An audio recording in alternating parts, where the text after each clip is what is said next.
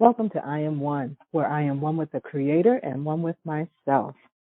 We are talking about shadow work, what it is, why we do it, and what's the purpose. So last week I kind of gave you the introduction of the book that I'm going through. And today I want to talk about and ask the question really, are you ready to die?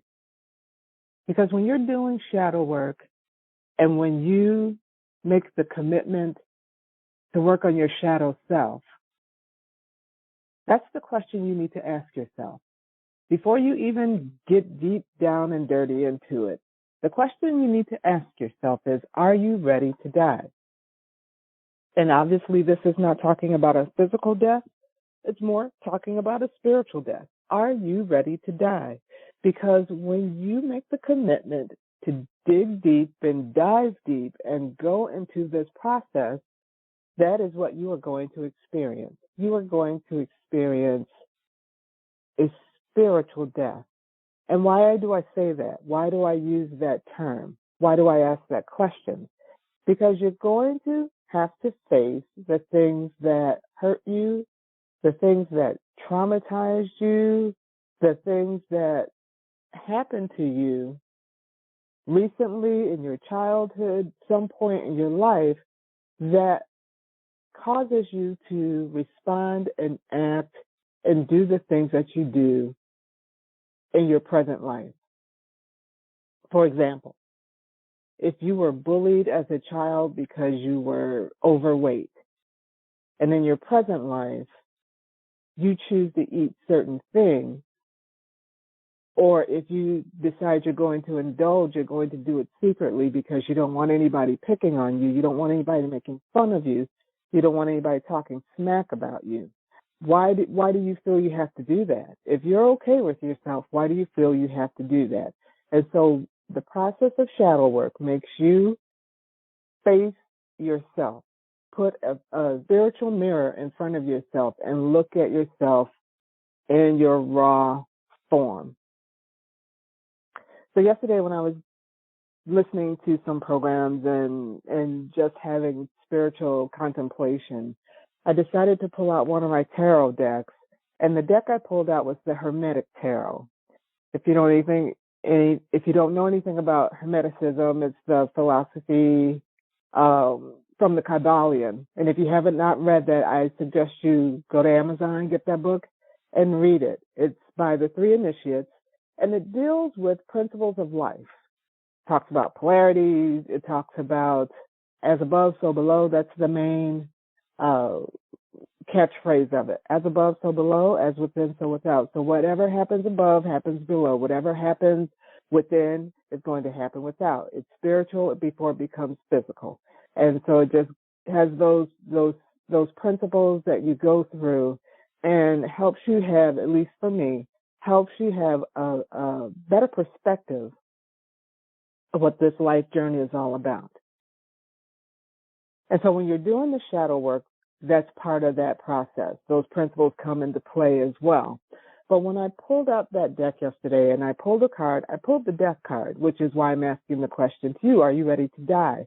Because the pictures, and it's very detailed, the pictures that you have in this particular deck for the death card is the picture of a skeleton. And the skeleton is manipulating this sword, and it has this really sharp point on it, and it's piercing the skull, a different skull, not its own skull. But what is interesting about this, there's also a zodiac sign. And the sign on this card is the sign of Scorpio. Scorpio represents desire, and it also represents transformation. And for those of you who know the Bible scripture, it says, be ye not conformed to this world, but be ye transformed by the renewing of your mind. Scorpio, that's the essence of Scorpio, transformation. And when you get into this work, when you decide you're going to dedicate yourself to looking at yourself fully in the raw, all the good, bad, and the ugly about yourself, that's a death that's going to occur because you're going to face your fears, you're going to face your insecurities, you're going to face the stuff that pissed you off, that hurt you physically, emotionally, spiritually. You're going to look at all those things and you're going to have to deal with them. But if you think about what happens with a real death, with a physical death, when their spirit leaves their physical body, what happens? We go through the service. We put them in a box. The box goes into the ground, and then the body begins to decay. And the flesh and the tissues and the muscles and the sinews and everything begins to dissolve, begins to go back to the earth. And what is left? The skeletal is the rawest, the most purest form of the body. Yes, we need the heart. Yes, we need the lungs. Yes, we need our eyes, and we need our brain, and we need our fingers and our toes and the ligaments and all that. Yes, we need that on this side of the dirt. But on the other side of the dirt, that's when your true, the raw self of yourself comes back, when you get just down to the skeletal. And when you're doing your shadow work, that's what you're doing. You're getting down to your spiritual skeletal form. Because when you can do that, when you get to that space and you can really look at yourself and you can really deal with yourself and you can really start to answer those questions of why you do what you do, why you respond how you respond, why does this offend you? Why does this hurt your feelings? Why does this make you mad? Why does this make you cry? Why does this encourage you to rebel? When you get down to your most skeletal being, spiritually, that's when you can really do some shit. That's when you can really tear some stuff up to rebuild. That's what the shadow is doing to you. It's allowing you to die, to allow your ego that wants to preserve you to a view that is not really the truth. And we need our ego. Don't get me wrong. If somebody hurts you and they have no business being in your space and they have no business touching you and they have no business doing whatever they do to you, your ego says, go ahead and kick their ass. And yes, you're justified to do that. But if somebody just makes a joke and they don't know anything about you and they don't mean any harm in the joke, but all of a sudden you're offended and all of a sudden you need to tell them off and you need to tear them a new one and you need to, really dig deep into them, and they really don't know anything about you. They just made a quick quip and all of a sudden you're mad, your day is ruined, and now you've got to make sure that they know who you are and they know, if they didn't recognize, now they better recognize. If they didn't know, now you're going to make sure they know. If you got to go all deep into them over a little quip that really meant no harm, that's something you need to deal with. And you need to sit down and you need to be honest and truthful, and you need to get your ego out of the way that's trying to protect you and that's trying to tell you, yeah, you were right in doing that. Well, hell no, you were not. And that was not necessary. And there was a better way to go about that other than to going off on them and making yourself look like a fool. That's shadow work. And when you're going to be mature, and yes, I'm using the word mature because you may be a grown-ass man or woman in your 30s, 40s, 50s, 60s, and 70s, you know better.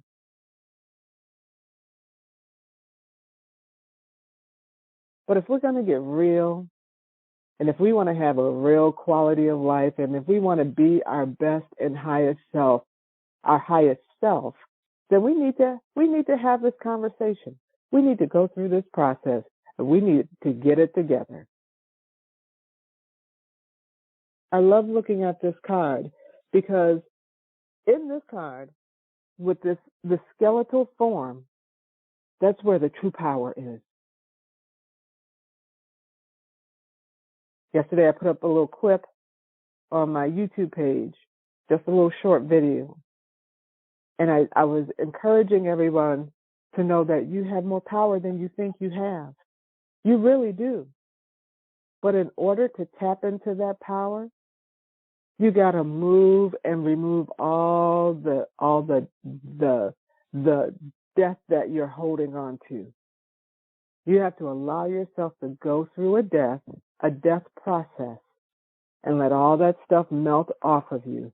Let all that stuff go, because it no longer serves you.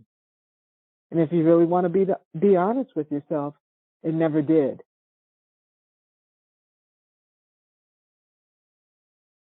When we work with our ancestors, for those of you that do, or if you're working with a specific spirit, when you work, especially our ancestors, because them we know personally, when you work with your ancestors, you know, your parent that may be gone, a sibling that may be gone, a grandma or grandpa that may be gone, your favorite aunt or uncle that may be gone, are you working with them? Are you even being truthful when you're working with them? Because we have this tendency that now that they're no longer with us in this earth realm, that we want to treat them like they were perfect angels when they were living. We want to forget that they said some things to us that wasn't right. We forget that they treated us in a certain way that wasn't right. And because now they're not with us, and we want to go through that process of venerating them and honoring them, we don't speak to some of the things that they said, or some of the ways that they treated us, or even the way that they raised us. We don't speak to that stuff, because why? Because that was some of the darker or ugly sides of them that we don't want to put on them now that they're not here.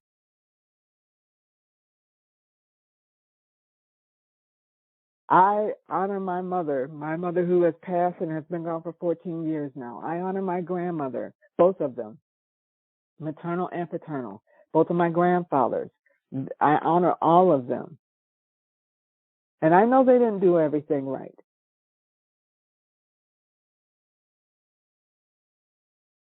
I know that they didn't say everything right. I know that they didn't always make the best decisions in their lifetime. I know that. I don't romanticize that part of them. I speak the truth about it. But here's how I honor them. I know the time in which they were growing up. And I know that circumstances may not have been the best for them in the era that they were living. I know that. And so I also understand that based on where they were and the time that they lived, they were very, very, very limited in what they could do and how they could react and how they could respond and how they could express themselves. I understand that. And I understand that in that era, some of those frustrations may have seeped down to the children, and then the children that seeped down to their children, and then we as their children and grandchildren, we felt that. We witnessed that. We experienced that. And then we have to live through, and we have to work through some of those things. Why was dating such a big issue?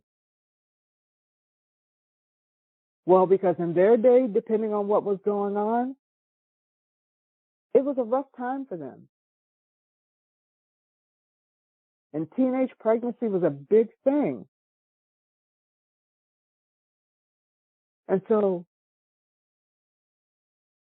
your offspring is the one thing my children are not going to do. They're not going to be mothers or fathers they're not going to have children out of wedlock. And that grip is so tight so that the children, what do? They rebel because the grip is so tight, and they feel they can't breathe, and they feel they have no options, and they feel they have no choices, they feel they have no freedom. And this whole cycle continues to repeat. Why? Because we're just afraid to deal with and talk about our trauma.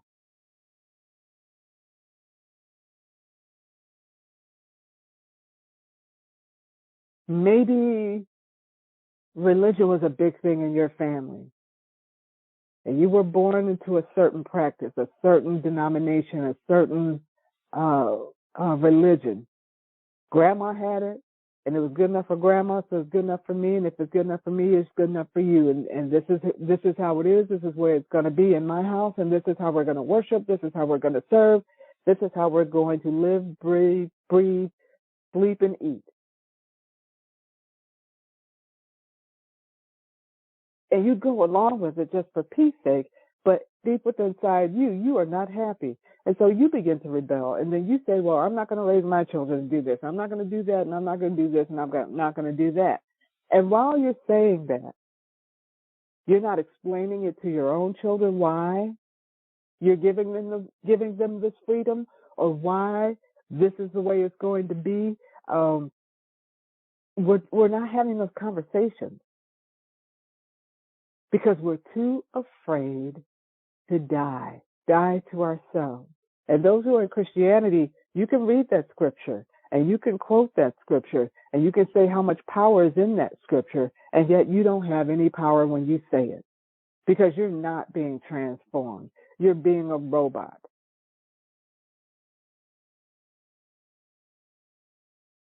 Because if you really were transformed, you'd start asking some questions, and some hard questions, and expecting some truthful answers, and realizing that those questions can't be answered. And then you would be bold enough to start searching for yourself. And then you would be bold enough to start peeling some of that stuff off that does not serve you.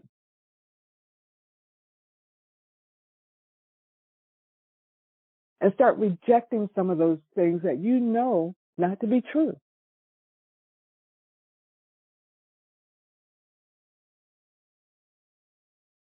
And start transforming your mind to say, I am beautiful, I am perfect, just the way I am.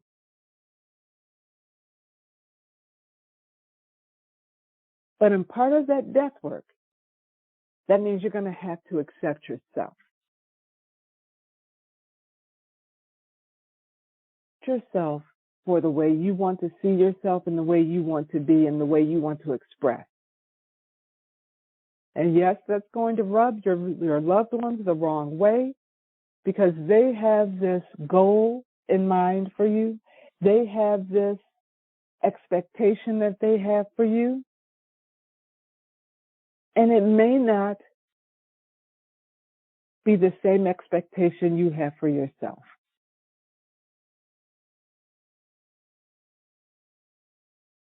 And so you're going to be shunned and you're going to be ostracized and you're going to be kept on the back burner. Because how dare you begin to think for yourself? How dare you begin to try to live your life for yourself? How dare you think that you can make your own decisions? How dare you?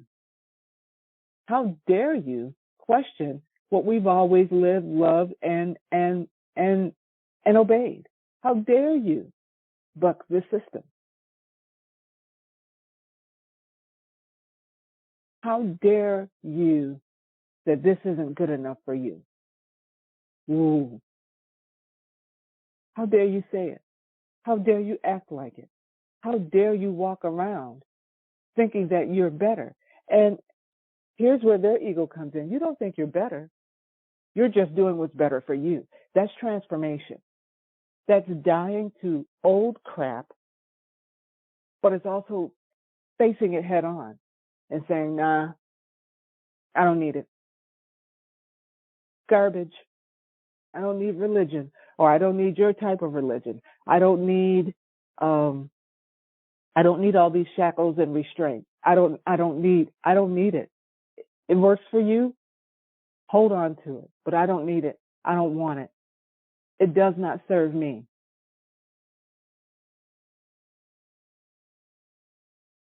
Get down to the core of yourself. Allow yourself to die. And that may make you sad. It may make you cry. It may make you feel some type of way, because then what you're going to have to do, or what it may lead to, is the company that you keep, they're going to start seeing changes, and they're going to start asking questions. You're going to have to give them an honest answer. Nah, this doesn't work for me anymore. I don't need this to be okay with myself. I remember back in 2015, I said I was going to, that's the year I turned 50. I said, I'm 50 and I don't care anymore. And the one major thing I started to do that year was to stop manipulating my hair to look a certain way so that I could be accepted. And so I stopped doing the braid extensions, and I stopped doing the relaxers to straighten my hair, and I stopped doing I just stopped using fake hair. It was gradual, but I took my hair back to its natural state, and that was hard, because growing up as a little black girl, a little dark-skinned black girl, if you didn't have quote unquote good hair, that meant you were ugly. And so all my life, all I wanted was long hair. And because my hair texture was in such a way that it was coarse, and it was what we call tight, and it was hard to comb through, and it didn't seem like it would ever grow, because just the texture of it. And so all my life I just wanted long hair. I just wanted straight long hair. And when the African braids came out, and you could, braid the fake hair into your hair and make it look like you had more hair than you had, oh, that was the best creation ever. But then I started to notice that the more I did that, and the more I allowed that fakeness to become part of my real hair, it began to damage my hair.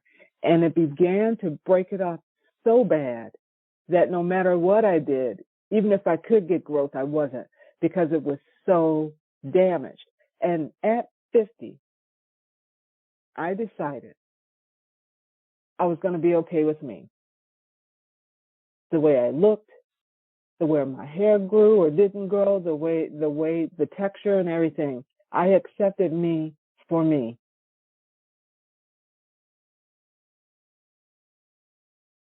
And in 2016, a year later, I decided to, because I was trying to look at different hairstyles, different natural hairstyles that I could wear my hair and still look decent and still look presentable and blah, blah, blah, blah, blah.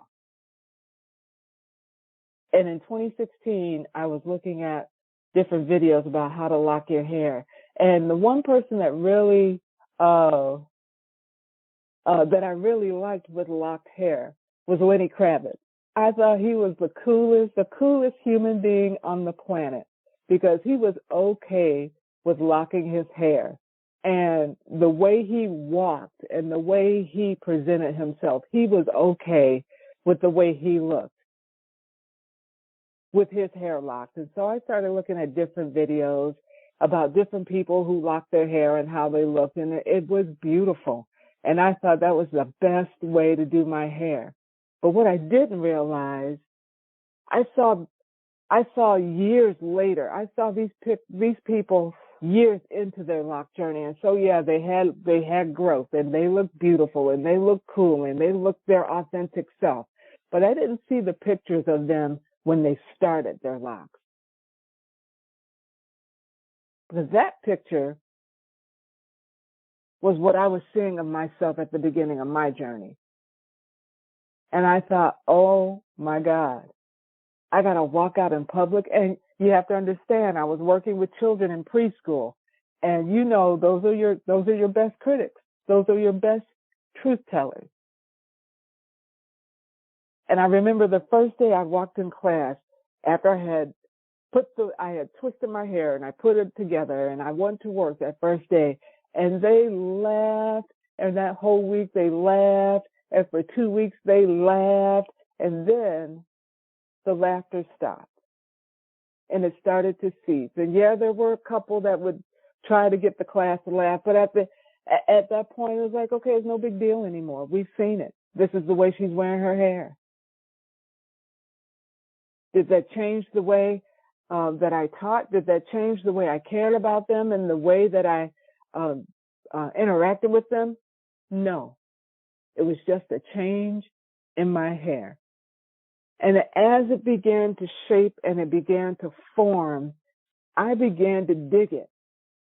And I liked, they said, oh, she's got crazy hair. She's got the crazy hair. And I began to love my crazy hair. And because it was short and it was sticking up and it looked like I had a whole bunch of antennas sticking all over my head, I loved it. Why? Because it was me in the raw. And I was no longer hiding behind how my hair was or the type of hair I had. And yes, I was working with teachers that they had the long straight hair or the long curly hair. It was their natural hair, and it was perfect for them because that was their hair. And for me, I was finally in my perfected state as far as my hair was concerned. I still had work to do on myself, but that was one area that I tackled, and I was proud of myself for that. This year will be 8 years in. And I think back on those early days, those early months, that first year when I had the crazy hair. And to be honest, I miss it. Yes, I have come to the point where I have long hair. And I never would have known it was possible if I would have kept going down the road I was going. I was willing to die to myself in that area of my life. What area are you willing to die to so that you can really see the power that you have deep within you? Take a breath. You're going to be okay. Love yourself enough to make it work for you. Peace and blessings to you all.